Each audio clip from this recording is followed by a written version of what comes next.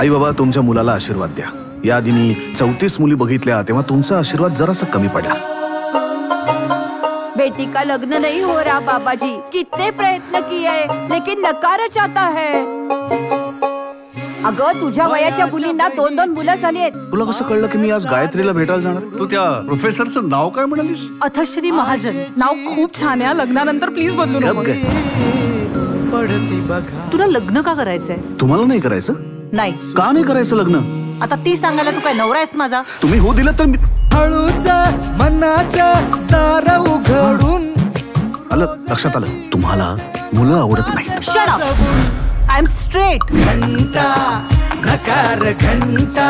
हा माणूस मला आता 1.5-2 तासापूर्वी भेटलाय. माझंच चुकलं की मी ह्याच्यावर विश्वास ठेवला. बीपीचा त्रास आहे तुम्हाला? तुम्ही हे लपून ठेवलं? तुझं तर लग्नही झालंय. तुम्ही धूम्रपान करता? ते पण हनीमून सकट. आणखी काय काय लपवलं तुम्ही? Tom and Jerry. आपण एक खेळ खेळूया. नमस्कार मिस्टर महाजन. कांदे पोह्यांचा खेळ. नमस्कार मिसेस महाजन.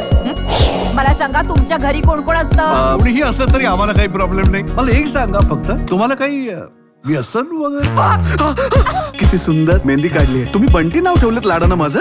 महाजन महोदय एतत् भवतः न शोभते. अहम भवंतम सत्यम वदामि. सबटायटल्स. प्रोफेसर साहेब तुमची स्टोरी काय आहे आयुष्याची? माझ्यासाठी फक्त एकच निकष आहे आणि तो म्हणजे मन जुळणं.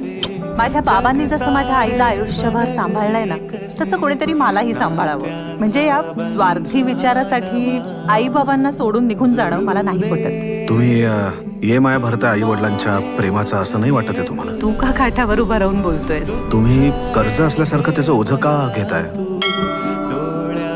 ते स्वप्नील राव आहेत ना, त्यांचा अमेरिकेहून फोन आला होता. त्यांना तुझ्या सगळ्या अटी मान्य आहेत. ते जर आधी माहिती असतं ना तर मी लग्नासाठी तुम्हाला बघायलाच आलो नसतो. तुमचा लग्न न करण्याचा निर्णय पक्का आहे? अनफॉर्च्युनेटली. तुमचे डोळे काहीतरी वेगळं सांगतात. म्हणजे तुम्हाला लग्न तर करायचंय, पण तुम्हाला नकार का द्यायचा आहे देव जाणे. तू काय फेस रीडिंग वगैरे करतोस की काय? वाचतो माणसांना.